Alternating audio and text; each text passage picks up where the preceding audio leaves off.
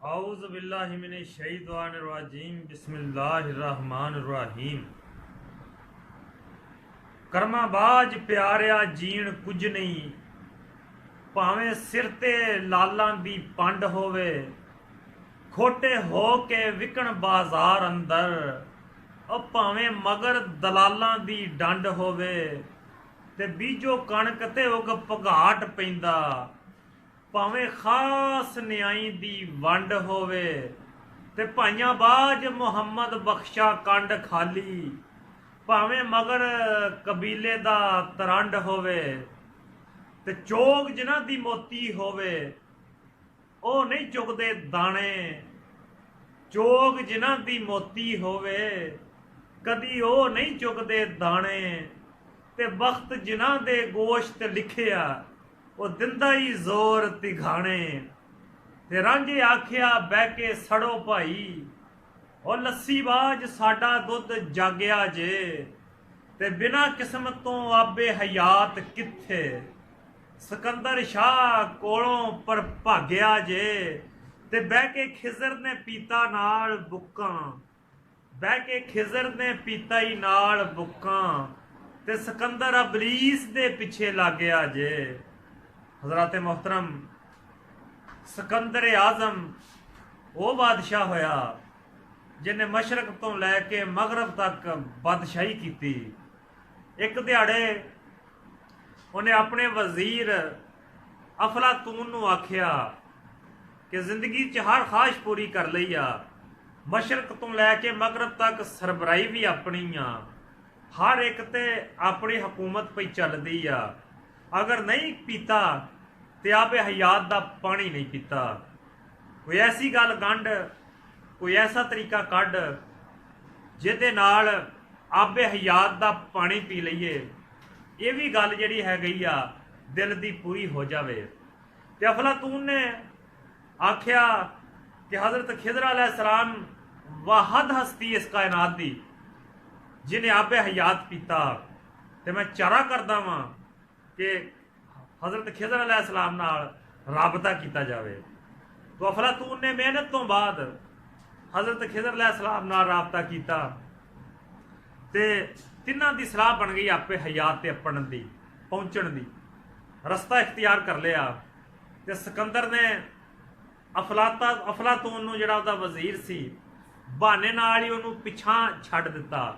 अफलातून ने बड़ा ही गिरियाजारी की कि बादशाह मैनूं नाल लै चल, रस्ते 'च मैं तेरे काम आवांगा, मंजिल ते भी मैं तेरे काम आवांगा।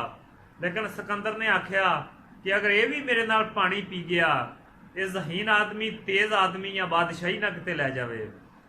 ते उन्होंने पिछां छड्ड के ही सिकंदर आजम हज़रत खिज़र अलैहिस्सलाम दे नाल दोवें अपड़ गए भी आबे हयात ते जाके खिज़र अलैहिस्सलाम ने चश्मे की टोह मारी, वो चश्मा लभ लिया।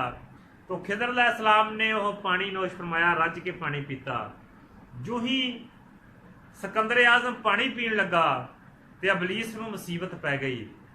अबलीस ने आख्या कि इन्ना इंसाफ पसंद बादशाह वा, इन्हें तो दुनिया ते जुल्म होने नहीं देना, यदि इंसाफ पसंदी तो इन्नी मशहूर आ, इन्ना आदल बादशाह वा, इन्हें तो टल लाया होया वा। अगर कोई मजलूम जाके टल खड़का दिंदा है, अपनियां फौजां कस दिंदा वा। इस करके अबलीस ने सिकंदर आजम का ज़ेन बदल दिता, पानी नूं गदला कर दिता। ज़ेन च गल पाती कि तू बादशाह हो के ते ये गदला पानी पीवें, नाल उहने जानवरां दा बुढ़ापा वहा दिता कि ये ना होवे तू इन्ना ज़ईफ हो जावें कि तेरी जिंदगी मौत तो भी बदतर हो जावे। किस्सा कोता ये कि उन्हें सिकंदर आजम नूं पानी ना पीण दिता। सिकंदर आजम जो ही अबलीस दे वर्गे च आया, उन्हें वरगला लिया उन्हों। जो ही वो इस पासे आया तो पिछे हट गया, पानी उन्हें ना पीता। पानी जो ना पीता, थोड़ा जहा पिछे हटिया वा, तो वो चश्मे की घड़ी सी, वो मंजूरी की घड़ी सी, कबूलीयत की घड़ी सी, वो जाती रही। तो सिकंदर आजम दोबारा टोह मार के लभन लगा। लेकिन हज़रत खिज़र अलैहिस्सलाम ने आख्या, नहीं बादशाह सलामत, तू तो वेला टपा दिता वा, तू तो वेला लंघा दिता वा, ये तो किस्मत की गल हुंदी आ। इत्थे तां लिखिया हज़रत पीर सैयद वारिस शाह साहब ने कि बिना किस्म तू आपे हयात किथे सिकंदर शाह कोलों पर भाग्या जे ते बह के खिजर ने पीता नाल बुक्कां सिकंदर अबलीस दे पिछे लग गया जे। तो हजराते मोहतरम ये बख्तां दी भी गल हुंदी आ। मियां मुहम्मद साहब ने भी आख्या कि कर्मा बाज प्यारिया जीण कुछ नहीं भावें सिर ते लालां दी पंड होवे। ते नसीब दी बड़ी बात हुंदी आ। वक्त जिन्हां दे गोश्त लिखिया दिंदा ही जोर तगाने। अगर कोई बात नसीब च नहीं मिलती, अगर किस्मत च लिखी हुई आ वो मिल जाती आ। हजरत अली का भी कौल आ कि जिहड़ी चीज़ किस्मत च नहीं मिलती भावें दो होंटां दे दरम्यान च क्यों नहीं, और जिहड़ी शै किस्मत च आ वो मिल जाती आ भावें पहाड़ की तह च क्यों नहीं पई हुई। ये वक्तां दीयां गल्लां नसीबां दीयां गल्लां। कोशिश इंसान ते फर्ज आ।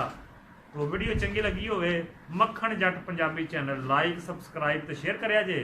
आउंदी वीडियो तक अपना ख्याल रखिया जे। अल्लाह दी ज़ात तुहानूं हिफ्ज़ो अमान च रखे। अस्सलामु अलैकुम। अल्लाह हाफ़िज़।